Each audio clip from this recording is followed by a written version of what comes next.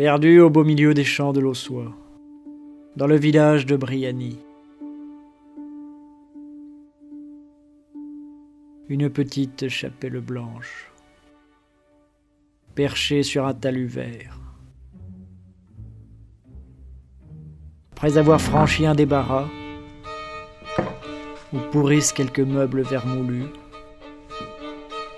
on pénètre dans une chapelle intacte, fantomatique, qui semble avoir été abandonnée au beau milieu d'une messe.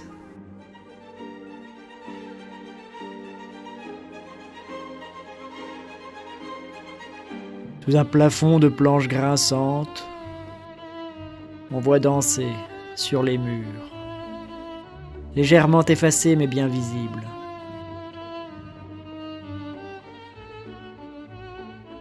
des vivants et des morts qui virevoltent ensemble dans une lugubre farandole que l'on appelle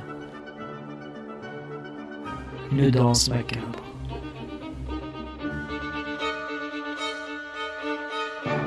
Là dansent les vivants, dansent les hommes, dansent les femmes,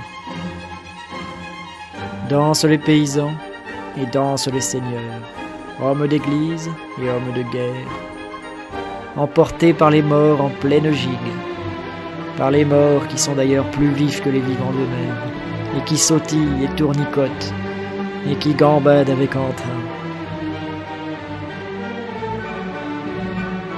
C'est la mort qui conduit la vie.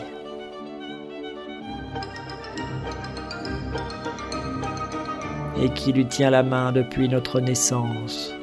Femmes, enfants, vieillards.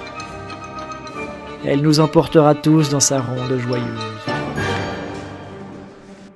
Nous pouvons bien danser sur les tombes, ce sont toujours les morts qui riront les plus forts. Parce qu'ils riront les derniers. Regardez-les valser, ils rient à plein crâne. Regardez-les branler, tout nus, même écorchés, la chair au vent, le cul à l'air.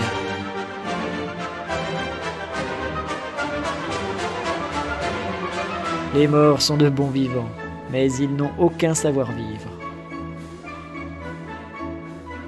Dansent les macabées, virevoltent les trépassés. Entre chats de charogne, bondissements de cadavres.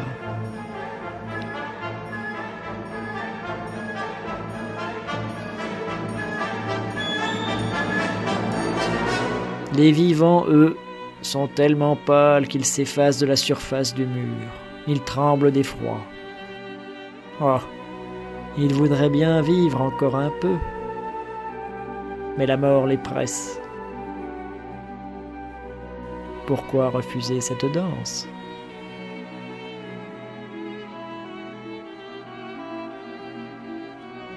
Il faut pourtant savoir accepter la mort pour connaître la vie.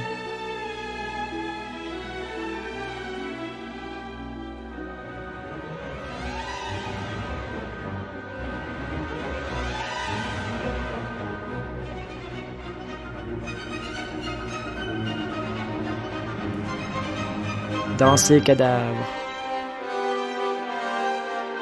tournez vivants. Donnez-vous la main, puisque vous ne faites qu'un. Rien ne peut naître si rien ne meurt.